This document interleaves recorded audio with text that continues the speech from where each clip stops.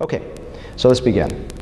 Hair restoration, you have to have a team that's dedicated and all the time with you. That's my feeling with this. So here's my face site where I have it dedicated to the face, and here is my hair site dedicated to hair. It's completely separated out. That's the first foremost thing.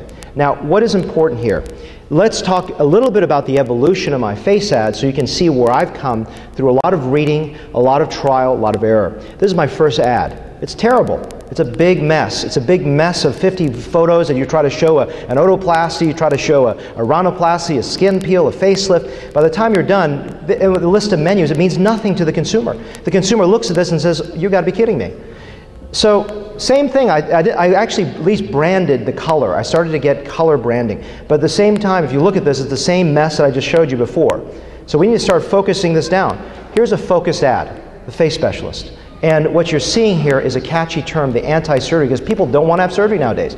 You need to focus that energy so that people can understand what is, remember, you got to understand what's in it for me. The patient's thinking, what's in it for me? You don't want to go out there and sell something that doesn't make sense to them. I have 20 lasers, who cares? What do those lasers do for you? Why are you different? Why are you better? Niche market yourself.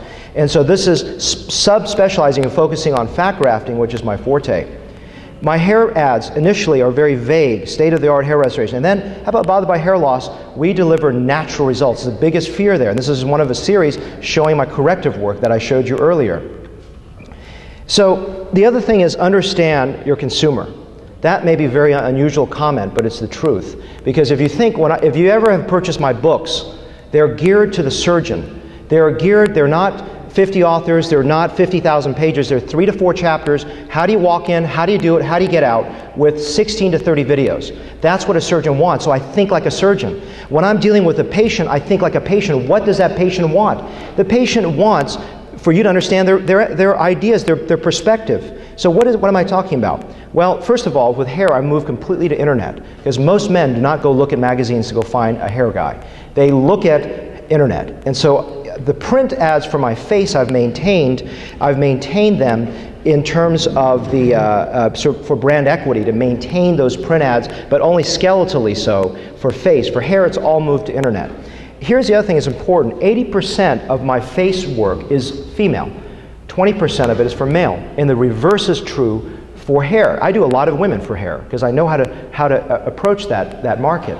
But understand that, as you know, it's maybe somewhat of a contrivance out there, but it's true, is that men tend to be more technically minded, women tend to be more emotional. So if you look at my face sites, 80% emotional connection. Testimonials, patients talking about my services. My hair site has that, but it's breaking it down into excruciating detail why I'm better at every single small focus of the procedure. That's what men want to know. Why are you better at point A, B, C, D, E, F, G, A, all the way down? And that's what I do. So let's explain what I'm talking about. This is my hair site with the menu opened up on the left. Oh my God, that's detailed. Well, this is describing exactly why my donor closure is better, donor harvest is better, recipient site creation, graft dissection, graft placement, anesthesia. Every little nuance is placed there, not for marketing, but for education. People want to be educated. The consumer wants to know why you're better without bad-mouthing another competitor. You need to understand how to deliver that message. This is a whole section on hair loss, things that you probably will never encounter as a hair restoration surgeon, but you should know. Trichotillomania, African hair diseases, unusual things, alopecia areata. So my consumer, and I, believe it or not, I encounter every year several scarring alopecias, alopecia areatas, etc. And we're not dermatologists, so I think we have a responsibility to know that information or be able to refer it appropriately so you don't transplant a scarring alopecia. So the idea here is giving that information out to the consumer to say, hey, I understand all of this. And you should, as a transplant surgeon, understand it. So this is the other level of education. It's the technical details on the site. The way that I position myself is I don't do 20 cases a week. I'm not interested in doing that. There is no ability to quality control, and if you don't, unless you're going to outsource your staff or you're going to have multiple staff members where you can't control it. I do 2 to 3 a week, and by doing that, I'm able to control the quality, because my cutters are with me all the time. If they're not available that day, we are not cutting that day. We are not doing a transplant. We do one single one a day. Now that's also very different if you position yourself from the person that advertises hair transplants. They do 2 a year. Well, how the hell do you maintain quality if you don't have a staff dedicated to it? You may not have a staff dedicated to rhinoplasty, and that's fine.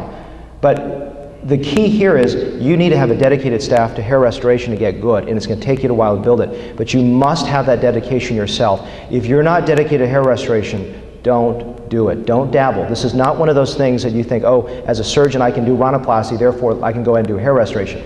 You're doing your patients a disservice. You must be dedicated to this. Marketing is only part of what this is all about. The other fundamental element that I'm trying to get across is understanding how much dedication, how much passion you should have. If you're not passionate about something, please do not do it for the sake of your patients. That's the key here. So I'm not trying to be preachy, just trying to get there and have you understand. I always think like a consumer. Put yourself in the position of the patient. What are they thinking? What are they experiencing? What are they feeling? And feeling is something maybe difficult for a lot of surgeons, but you need to be there. Focus your brand, and divide it out for the areas that may be contributing to brand confusion in your marketplace. Thank you very much.